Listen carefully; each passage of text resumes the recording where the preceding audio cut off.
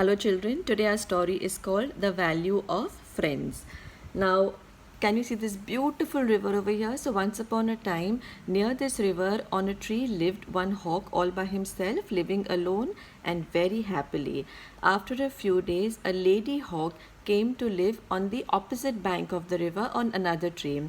As soon as the male hawk saw her, he flew to her and he asked her that, wow, it's so nice that you are here. If you don't have a husband, will you be my wife? So the she hawk said, yes, I would love to be your wife, but I have one question to ask you. That do you have any friends?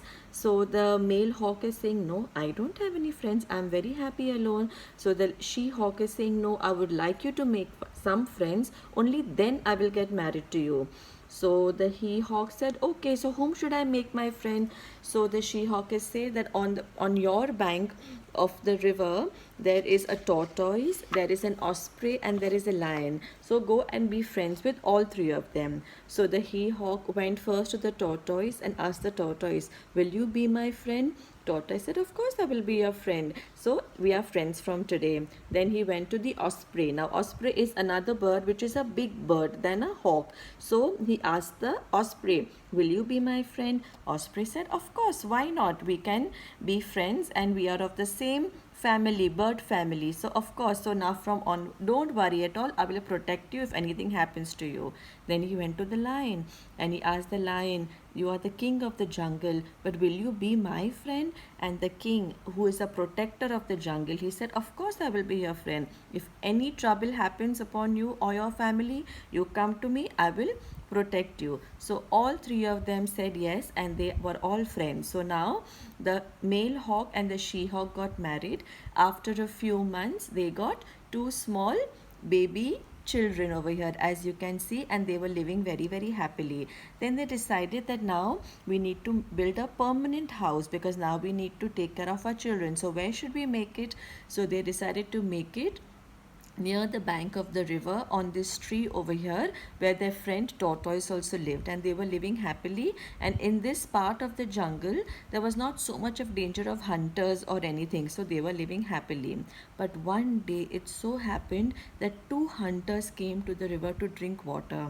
Now they were very tired and exhausted because that whole day they had not been able to catch any kind of animal or any prey for meat and flesh. So they were too exhausted and tired. So they were sitting over here and they were thinking, we haven't caught anything.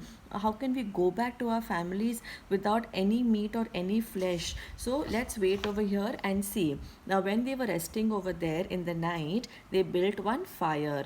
Now when the fire they were building, at that time the small children, the birds who were up over there, they started what do you call it, they started making some sounds. Now when the hunters heard that sound, oh, there seem to be some birds up over there, maybe we can just go and catch those birds only and then eat them, or we can take them back home but kill them over here. So they were very excited. Now at that time the she hawk, that is the mother, heard this.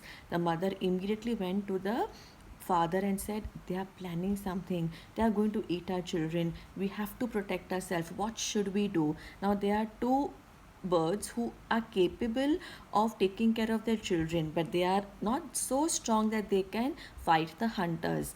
So the mother said that, why don't you go to the osprey and ask for his help? So the father ran to the osprey, flew to the osprey and said, please can you help? Now at this hour it's so dark in the night, and when the osprey was surprised that what must have happened that the hawk had come over there, and when he asked for help, the hawk asked for help, immediately the osprey said, don't worry, you go back to your family and take care of your wife and your children, I am coming over there soon. He came over there, he saw the hunters, he saw the fire, and he knew their plan. So as soon as one of the hunters was going to climb the trunk of the tree to catch those birds in the nest, the small baby birds, at that time osprey, he dived into the water. Now he's a big bird, so in his beak he can also keep a lot of water.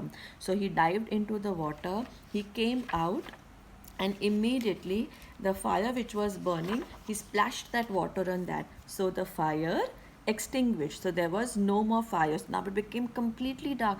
Now the hunter who was climbing up, he said, "What happened? Where is the light? I can't see anything." So he came down. So they again lit a fire.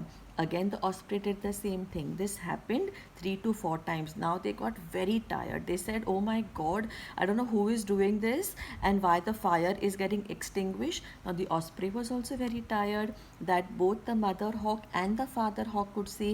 So they told the osprey, "You don't worry, you take rest. I will go and take help from the tortoise." So the osprey went away from there. So the father hawk went to the tortoise and told him the problem. The tortoise said, "Don't worry, I will do some trick." So he came a little bit out of the water, and as he was walking, one of the hunters noticed him. And he's saying, "Oh, now there's a tortoise. That is even a better catch to have. So come on, let's go and take the tortoise." And tortoise are very slow, right? They are also walking so slowly, so it will be so simple to catch the tortoise. So the belt that they were wearing on their waist, they cut it into half and they tied one leg each of the tortoise, and they started pulling it out. See, but tortoise are slow, but they are heavy, so they are not very easy to carry by one person or with your one hand or even two hands. But when they were pulling it, the tortoise weight was more, and the tortoise in fact pulled them so hard that the hunters came in the water, and the tortoise could easily run away from there because he swam fast in the water. The tortoise also helped them. Now the hunter said, "Oh, tortoise has already gone away to the other bank of the river, which is so far. So let's go back to the birds." So they again started collecting the twigs, and they started building another fire. Now the mother hawk said, "Our last chance is the lion. You go and call the lion." So the father went to tell the lion that this has been happening to us the whole night. So please come and help us. So the lion immediately, quietly, you know how lions in the jungle are, they quietly came over there, and as soon as one of the hunters had made the fire and they were planning to go up, the lion came roaring over there. And of course, if anybody sees a lion, they are going to run away. So the hunters ran away from there, and that's how the life of the hawk and the children got saved, right? So this is such a beautiful story about friendship. What does it tell us? It tells us, the moral of the story is that our friends can be big, they can be small, they can be slow, they can be fast, they can be intelligent. Some may not be very intelligent, but some may be very creative. Some may be good at art and craft, some may be good at drawing, or some may be good at even singing. Everybody, all of us have different strengths. So just because if I, supposing, am old, and if I have a young friend, I should never think that, "Oh, how is that friend going to be useful to me? I have more experience, I have more power, I have more money." It is never like that. So for example, in your building, you all are sleeping soundly every single day. We all are sleeping. Who is guarding our building? The security, the watchman, they are all guarding a building. So if any robber is going to come and enter our building, who is stopping them first? The watchman. They are not so educated, they are doing this for money, but they have a stick, they have the means to protect themselves and to try and keep the robber away from your house. So if we think, "Oh, they're not educated, they don't even speak English, and they live in such small houses, they're so poor," so if we undervalue them based on that, are we right? We are not right. They are protecting us, our police, our government, all the people working for us, even a common person at a supermarket. They are doing their own jobs in the best capacity they can. If they do not show you where the product is lying, will you know where it is? Sometimes we need to ask for help when we go to a mall or when we go to buy something. So everybody has their own strengths. Never should you undervalue yourself that, "Oh, I don't know everything, I don't think I can help anybody else." No, you are good at what you are. You can try to be better.